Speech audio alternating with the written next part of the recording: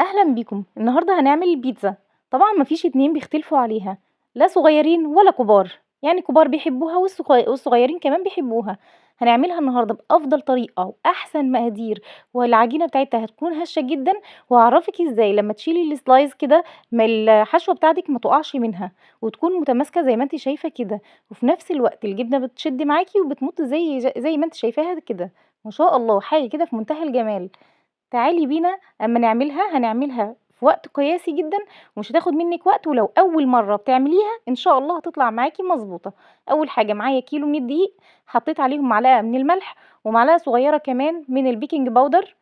هاقلّب بقى كل الكلام ده كده مع بعضه، وهاجي بقى في الخطوة التانية هابتدي أعمل الخميرة، اللي هي معلقتين كبار من الخميرة تكون فورية، وعليهم معلقة واحدة من السكر، وهانزل عليهم بعد كده بربع كوباية من المَيّة الدافية. هابتدي بقى أقلِّب الكلام ده كلّه مع بعضه كده زي ما أنتم شايفين. لازم أدوّب كل حاجة كويس أوي في المَيّة. بعد كده هاغطّي بقى الخليط اللي أنتم شايفينه ده كده مع بعضه بس 5 دقايق. باقي السكر اللي معايا، أنا معايا حوالي معلقتين من السكر، هانزّله كده على الدقيق زي ما أنتم شايفين، وهابتدي بقى أقلّب كل المكونات الجافة، وهي أصلًا كلّها حاجات بسيطة خالص موجودة في البيت. وهابتدي أنزل بقى بعد 5 دقايق بالخميرة اللي إحنا جهّزناها مع بعض زي ما أنتم شايفين كده. إحنا كده اتأكدنا إن الخميرة بتاعتنا شغّالة.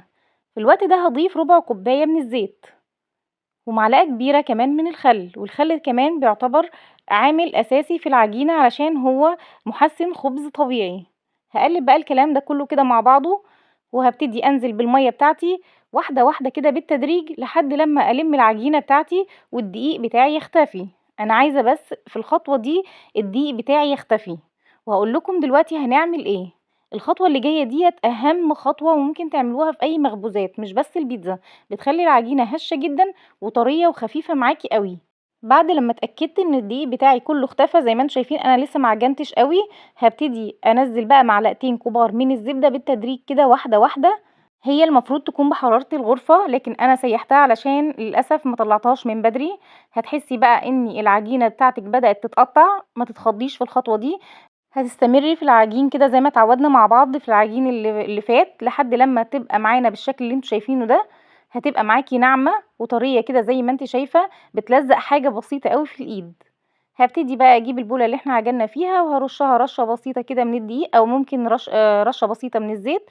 وهتبدئي تنزلي بقى بالعجينة بتاعتِك كده عشان نسيبها تخمر. هاسيبها حوالي ساعة في مكان دافي علشان تخمر زي ما أنتم شايفين كده.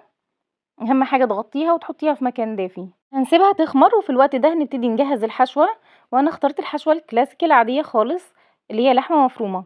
هابتدي أعصّج بقى اللحمة. هاحط أول حاجة بصلتين كبار يكون بصل أبيض، ومعاه 2 من الفلفل الأخضر برضه يكون الحبّاية تكون كبيرة. هابتدي بس أشوّحهم حاجة بسيطة خالص، ما تدبلش معايا الخضار بتاعي أو البصل والفلفل ما يدبلش معايا. هابتدي أنزل بقى بنُص كيلو من اللحمة المفرومة، وهابتدي بقى أقلّبه زي ما أنتم شايفين كده لحد لمّا يدخل في السِوَى. وبعد لمّا يدخل في السِوَى هابتدي أنزل عليه بملح وفلفل وكزبرة وكمون. أهم حاجة هنا البهارات أو البهارات ال7.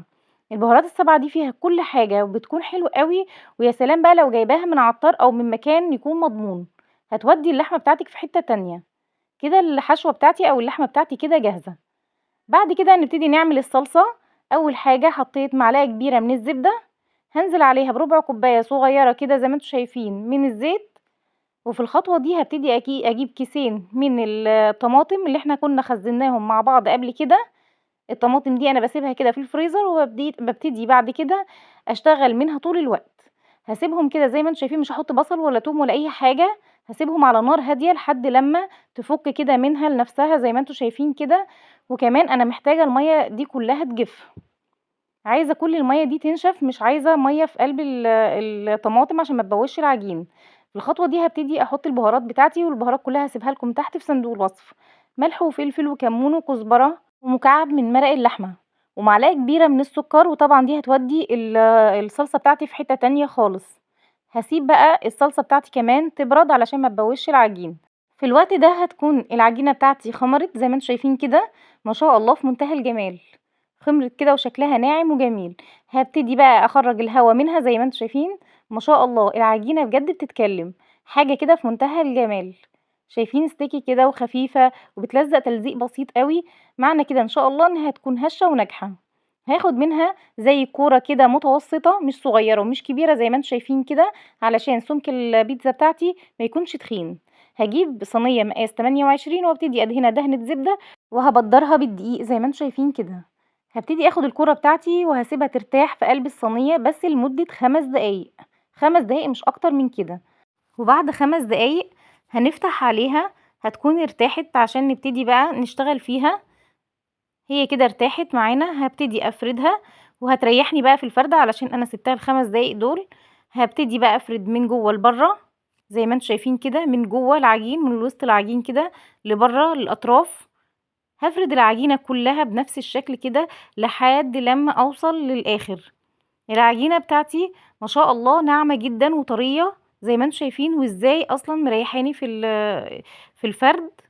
ما شاء الله علشان سيبناها ترتاح واشتغلنا فيها صح.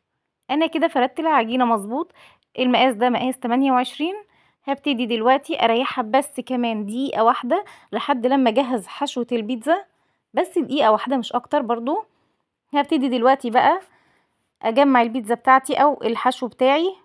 بس اهم خطوة ان انا بشوكة كده او سكينة هبتدي اخرم العجينة بتاعتي كده علشان ما تزيدش زيادة عن اللازم او ما تتنفخش في الفرن زيادة عن اللازم.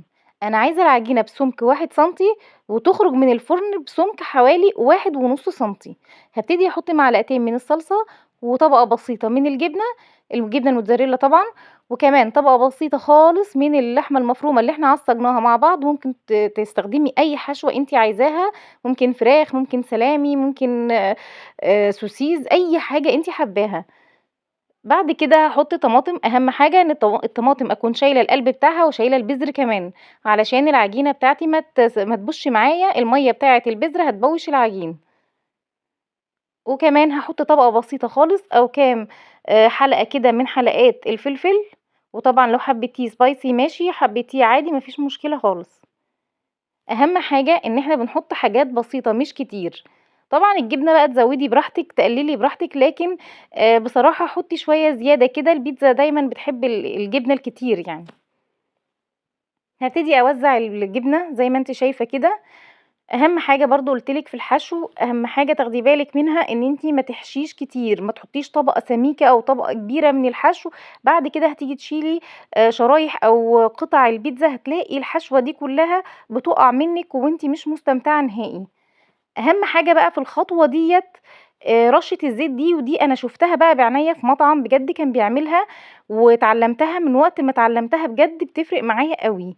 قد ايه بتفرق في لمعه البيتزا لما بتطلع من الفرن، بتبقى جميله قوي وشكلها مغري كده زي ما بتشوفوها في المطاعم. الفرن بتاعي كان شغال على درجه حراره 200 من تحت وفوق. هحطها تحت في الصاج اللي تحت وابتدي اشغل من تحت وفوق. طب ما عندكيش من فوق وتحت بيشتغلوا مع بعض، هتفتحي من تحت درجة حرارة عالية جدا، وبعدين تحمر من تحت او تاخد اللون الذهبي الفاتح. هتبداي تحطيها على الشوايه تاخد لون ذهبي خفيف، لان الجبنه مش بت الجبنه بتاعتي مش بتاخد لون، يا دوب دهبي خفيف قوي. شايفين ما شاء الله بعد السوا بتطلع عامله ازاي؟ حاجه في منتهى الروعه والجمال. هتبقي استاذه فيها. شايفين حتى تحت السوا بتاعها مظبوط يعني بالشعره. ما شاء الله ما شاء الله في منتهى الجمال.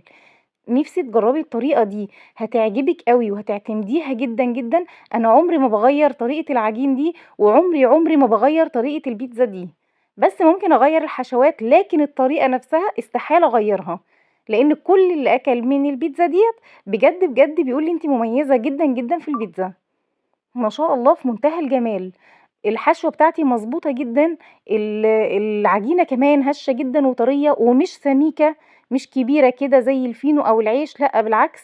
هي العجينة بتاعتي حوالي سنتي ونص، حاجة كده في منتهى الجمال. شايفين ما شاء الله السمك رائع، الحشوة رائعة، الجبنة كمان بتشد جميلة، كل حاجة بجد مفيش فيها غلطة. وان شاء الله لو اول مرة بتعمليها هتطلع معاكي مظبوطة.